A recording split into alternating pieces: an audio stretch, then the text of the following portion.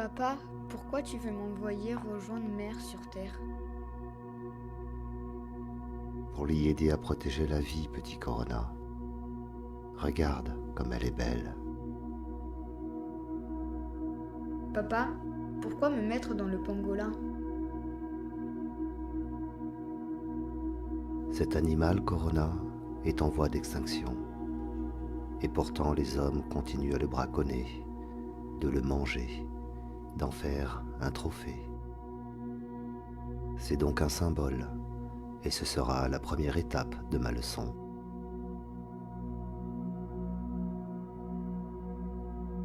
D'accord, papa, mais pourquoi tu veux me faire naître en Chine? La Chine devient la première puissance du monde des humains. Elle est le symbole de la mondialisation, de l'exploitation et la destruction de toute forme de vie, de l'égoïsme et de l'avidité des hommes. Et très vite, tu te répandras partout où l'homme a suivi le même chemin. Et quelle forme vas-tu me donner, papa? La forme d'une simple vie de plus, invisible pour eux. Un virus qui va principalement infecter leur souffle de vie. Mais pourquoi? Tu vois, presque partout ils ont pollué la terre, pour s'en nourrir et dérober ses trésors. Ils ont pollué les océans et les rivières, brûlé les forêts et détruit la vie qui leur a donné naissance. Ils se détruisent eux-mêmes pour vouloir toujours plus, toujours mieux, jusqu'à polluer l'air, le ciel et l'espace qui les entoure. Ils étouffent la terre. Alors, quoi de plus symbolique que de toucher à leur respiration, petit, tu comprends? Oui, mais ça veut dire que je vais être dangereux, papa. Tu ne le seras pas plus que bien d'autres formes de vie existantes, Corona. Et tu le seras bien moins que les humains eux-mêmes, qui se font la guerre depuis des millénaires, au nom d'une nation, d'une couleur de peau, d'un système, d'une pensée ou d'une croyance. Bien moins que ces pesticides, ces médicaments ou déchets qui les ingurgitent, puis jettent n'importe où. Alors que tant d'humains meurent chaque jour de soif, de faim, de maladies qu'ils savent pourtant guérir. La seule vraie différence, c'est que toi, même invisible, ils te verront partout, et en même temps. D'accord, papa, mais tu crois que ça va marcher ton truc là, alors? Je comprends pas comment. Puisque les hommes ont perdu la raison du cœur, tu vas les toucher dans leur corps. Certains par la maladie, les autres par ces émotions qu'ils ne savent pas goûter en silence et écouter avec calme. Tu vas aussi les toucher dans leur esprit, ce temple inventé du petit moi, où réside tout leur vieux savoir et conditionnement du passé, rempli de cupidité, d'égoïsme et d'avidité.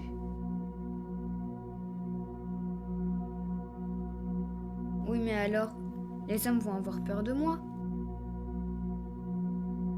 Oh mon petit, oui. C'est sur cela d'ailleurs que je compte pour qu'ils cessent de se croire civilisés et deviennent enfin des vrais humains. La peur sera là dès le début, partout, d'où qu'ils viennent.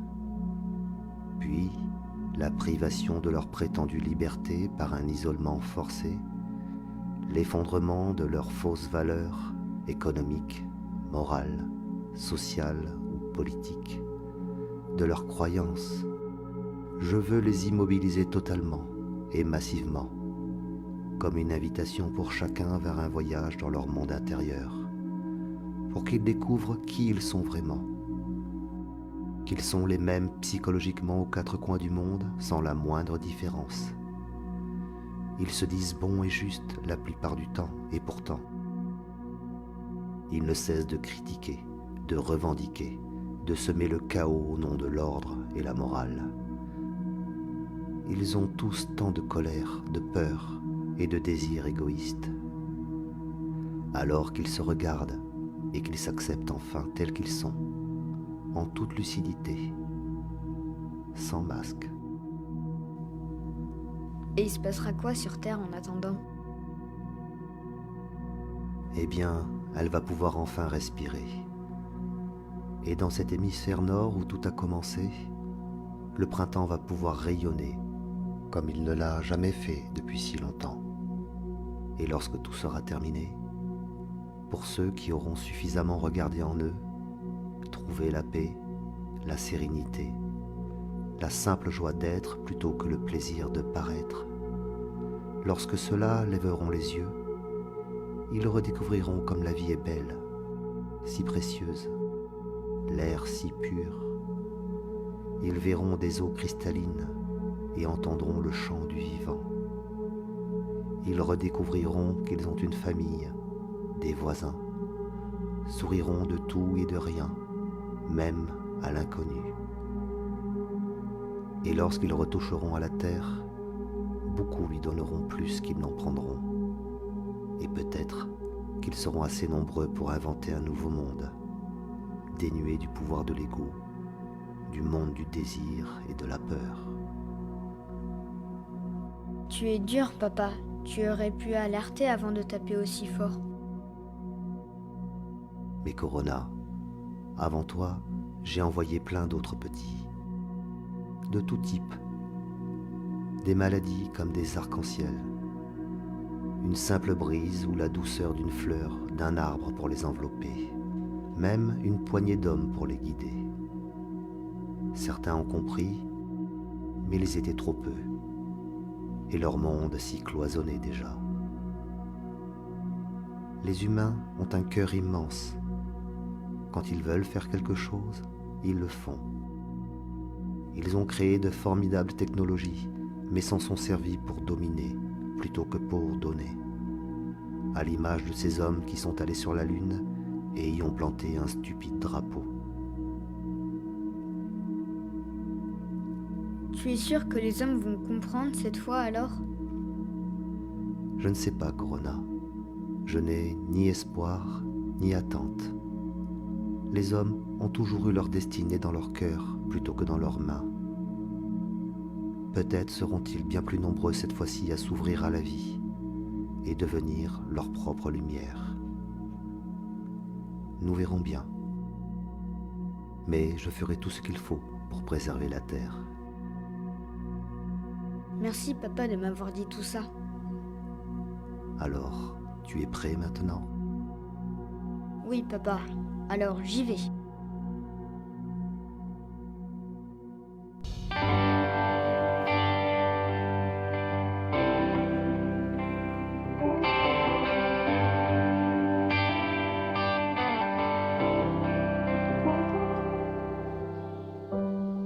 Imagine there's no heaven.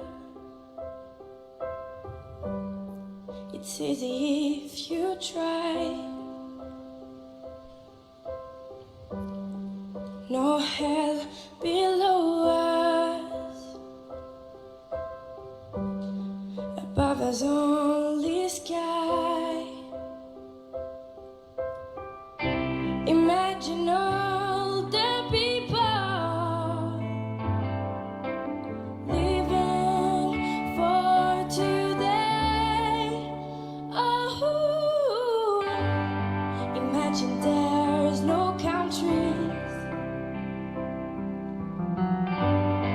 It isn't hard to do. No need to keep